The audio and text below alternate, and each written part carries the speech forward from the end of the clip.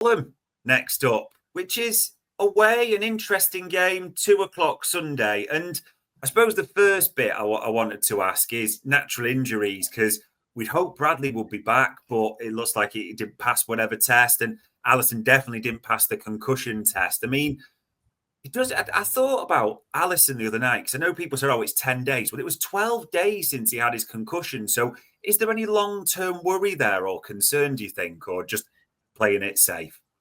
I think they've just got to, I'm not entirely sure what these protocols are and what exactly these tests look like that they do, but he clearly had to pass it on that day. And I think there was an expectation he would really around the club in Yeah. terms of, he passed every other test, he was doing okay, but he just didn't pass that final test. Now, the fact it has been so long now, I would imagine he's going to be okay for this next game. I think it's going to be a case, he's had a few days extra now to get himself right. They'll do the tests again and again. If he does pass it and he passes it, then he will be available for selection. So, and not been given any reason to think otherwise that, they have any skepticism about him passing it.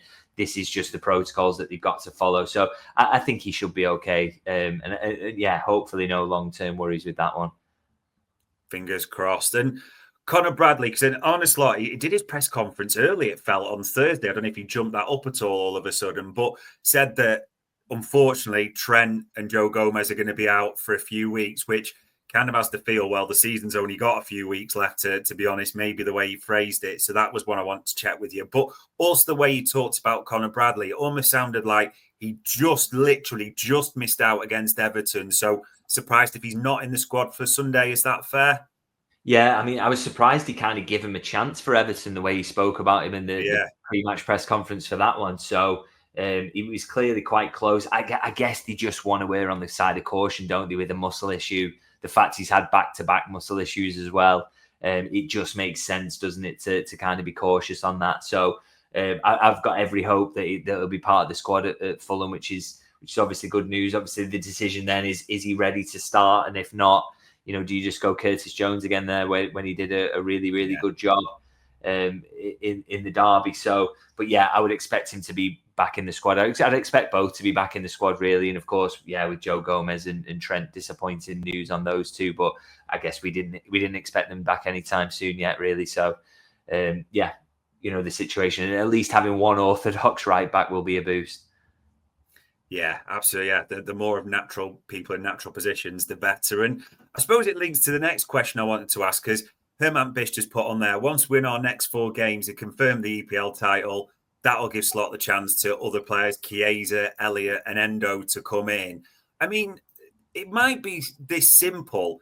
Are you expecting the same against Fulham away as in the same 11 probably?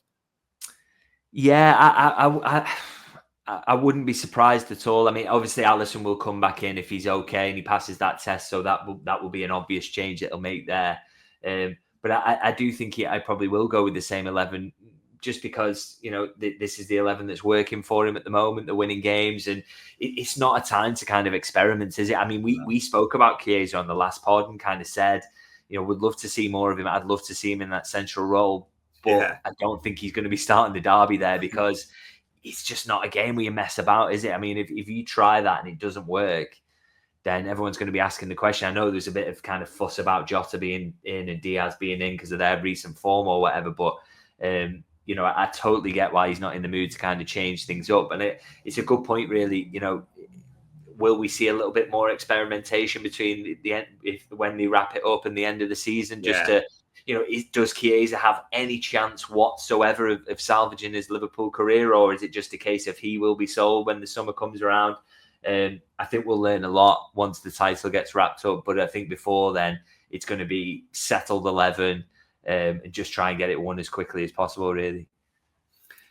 Which did actually face into one of the last 2 questions I wanted to ask you. I mean, with it being Fulham, they are 9th in the league. And if you look at them, they are the quintessential mid-table team, as in 1-12, lost 9, draw 9, as in an even as spread as you could probably get at this stage of the season. Scored 44, conceded 40. So a balance that way. Just of all the teams you want to play at this stage of the season, and we know they've gone out the FA Cup, the quarterfinal stage at home to Crystal Palace. They lost to Arsenal. You often heard it talked about years ago as this is the one with they're on the holidays, the flip-flops are half on anyway. Is it a good time maybe to be playing a team like that at this stage anyway? Yeah, and I think the form's kind of dipped off a little bit. I mean, I just had a quick look earlier, and I think it's like 2 wins from the last 6 or 7. So they're not in great form at the moment, and that would have been really disappointing for them in the FA Cup, because there's an opportunity for a side who's not one of the big 6 to kind of go and win it this season. So that was a real disappointment for them. I mean, it is worth mentioning, obviously, they got a point off Arsenal, didn't they, in the home game when they played them at Craven Cottage. So it's not a... it can be a difficult place to go, and they've got some very capable footballers. But it's kind of interesting. There's that group of teams in the league, isn't there, where you go, wow, the quality through that middle part of the league is incredible. Yeah. But I'd say Fulham are maybe on the bottom end of that, and we're maybe seeing it in the recent results. So it's not one that Liverpool should kind of fear going into, but they've obviously got to treat them with respect. I mean, Robinson can absolutely hurt you. Adama Traore, we know, his pace, he can be dangerous. Jimenez is a great player. They've got a few others as well who are good players. So, Liverpool have got to be kind of careful about it. But equally with the problems that Fulham have got at the moment, and the form that they're showing, and the fact that Liverpool are really playing for something and Fulham maybe aren't, this is one that you probably expect Liverpool to win.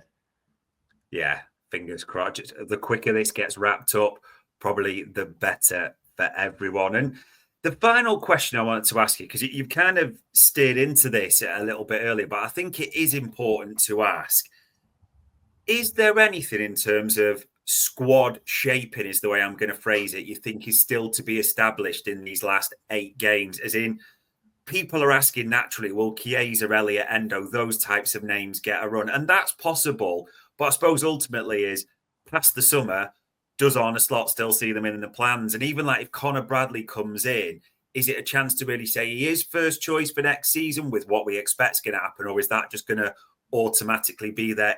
Are we learning much from these last few games at all? I think it's going to be very hard for any of those players to kind of change any minds I think the summer plans, or as much as you can plan, because they really do have to react to things, and things change, and who you get a bid for and when that comes in or whatever. These are all aspects of it. But I think the summer plans will be pretty much made in terms of, the openness to Harvey Elliott offers, that's been there for a while. Yeah. He's barely played this season. The same with Wataru Endo. I don't think that's going to change. I think similarly with Federico Chiesa, albeit the thing that could change for him coming into next season, if he doesn't throw his toys out and he says, okay, I'll stay, but I want to play a little bit more, there maybe could be opportunities for him there, because there's going to be changes to that front line, and having some continuity and not selling 3 and buying 3. That would be quite nice to kind of avoid that situation. So, there's maybe chances for him, but I think outside of that, I don't think any big decisions are going to be made off this run. And my view on Connor Bradley is that they know already whether he's good enough to or not to be Liverpool's starting right back. And I personally think he is, and I think Liverpool will feel that way as well. But so I don't think it's going to have a massive effect now on the summer what happens in these next few games, to be honest. Although I would love to see Chiesa get a few more minutes if he is going to stick around, because I'd like to see a little bit more of him. Yeah, it would be nice to see what he's actually like with the run of games, which we haven't clocked all season, but we'll have to see what develops. And there you go, ladies and gents. Bragging rights in the derby, lots of good individual performances. Off the field, the striker links continue. Probably no real idea still who that's going to be. Maybe with a Kirkez or others, you'd put greater stake on those. Fulham, maybe a good team to play coming up on Sunday. Will much be decided after that? It feels like more of a procession or a run into the title. Fingers crossed. All that leaves me to say as ever is, David, for the time, the insight, and answering all the questions, it is much appreciated. Thank you. And ladies and gents, that was another Media Matters by Anfield Index.